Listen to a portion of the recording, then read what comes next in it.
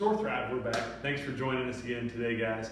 We're going to talk to you today about two basic mobilizations that will help you with some movements that maybe you've struggled with in the past. So let's jump right into it.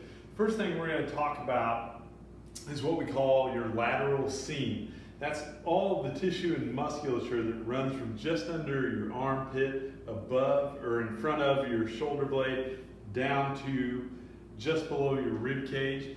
And then we're going to talk about another seam, what a lot of people call the inseam, which is this tissue that runs down the inside of your thigh. We call it the adductors. And those muscles are going to affect a couple different things. For those of you who might have some trouble either reaching behind your back, the classic example is grabbing the seat belt if you're in the passenger seat with your right hand, being able to rotate your arm out like that, or to reach overhead to grab something in the cabinet. So our quick test for this, do you have the normal overhead range of motion or external rotation, is what we call overhead flexion. So what we'll do here is we'll take both arms and we'll bring them straight overhead here. What you're going to notice from the side is that I can get my right arm farther back than I can my left arm, just kind of stuck here. Now a lot of people would say this is just shoulder stiffness, but you have to remember this tissue under here will attach underneath your arm. So we're going to get after this with the supernova. A softball will do, any sort of kind of small diameter ball will do. And what we're going to do is we're going to take this and we're just going to just open up all this tissue around the rib cage here. So I'm going to lay down on my side, get this right in that lateral seam, start with my arm out in front of my body, and the first thing I want to do here is take a good breath. Inhale,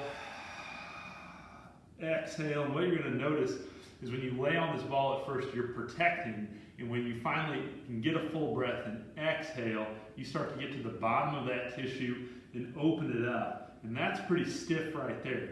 So instead of just sitting here suffering, what I'm going to do is I'm going to just roll that back and forth, thinking about kind of smearing that ball forward on my rib cage and then bringing it back towards my shoulder blade. And I'm just going to do that a good 10 times here.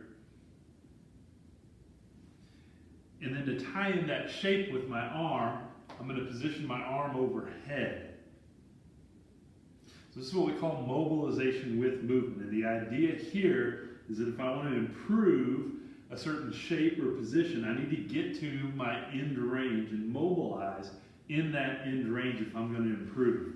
I'm going to move down a little bit, take another breath in, exhale, and again, try to just smear back and forth. That just doesn't feel great, but the end result is hopefully going to be a freer shoulder position. So again, we're going after about 10 reps here. Hang in there. Make sure that you're taking breaths. When you first start this, it's easy to start bracing and tightening up, squeezing your fist, pressing down through your arm, or even when raising your body off the ball. So really let yourself breathe and sink into the ball. A couple more passes here.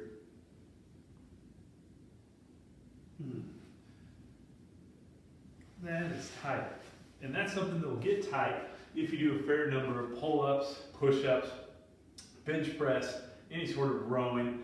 Those muscles under there are going to get tight. So we'll recheck here again. We'll get organized, bring the arms overhead, look from the side again. This feels just a little more open now. What I want to see is that I can get my upper arm even with or past my ear here. And this is a little bit looser than when I started. So if I was still a little bit tight, I'd spend another minute or two working on that lateral seam. The next thing we're going to look at here is those adductors. And the quick test here is if we get in our normal squat stance and sit down in that squat, what I want to see is that I can really keep my knees out in line with my middle toes or with my ankles here. And sometimes what we'll see is we're a little stiffer on one side than the other. So right now, it kind of feels like my right side is just a little bit stiffer. I can keep my foot planted here and still drive my knee out here, but here I'm really having to spin my foot out because I don't have that normal movement in my hip to keep my knee out in good position. So what we're going to do here is we're going to take one of our favorite tools here, the Battlestar.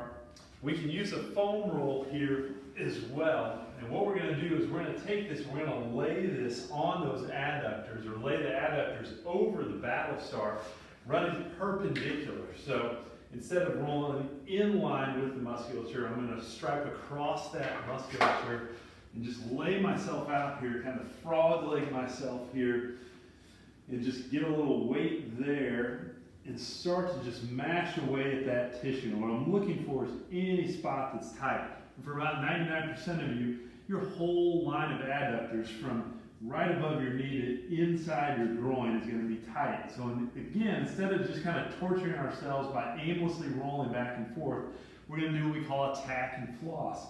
So we're going to keep this leg stable, and then I'm going to start to flex and extend my knee. And again, 10 passes minimum, I'd say 20 max.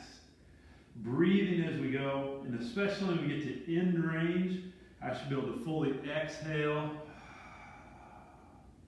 and then come off of it. So I'm going to flex and extend a couple more times.